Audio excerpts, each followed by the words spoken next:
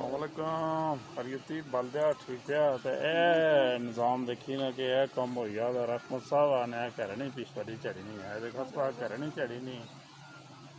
हालिया तूफानी बारिशों ने एक बार फिर पुंछ डिवीजन में तबाही मचा दी। रावलाकोट के नवाही यूनियन काउंसिल संगूला में शदीद बारिश के बाद जमीन खिसकने से राब्ता सड़क की हिफाजती दीवार गिर गई, जिसके बायस एक गरीब खानदान का मकान बुरी तरह मुतासिर हुआ। यूनियन काउंसिल संगूला दब्बन में मोहम्मद इरशाद नामी शहरी का मकान लैंड स्लाइडिंग की जद में आकर नाकाबिले रिहाइश हो चुका है। अहले इलाका के मुताबिक मोहम्मद इरशाद जहरी माजूरी का शिकार है, जो इस कुदरती आफत के नतीजे में बेघर हो चुके हैं। मुतासरा खानदान इस वक्त खुले आसमान तले रहने पर मजबूर है।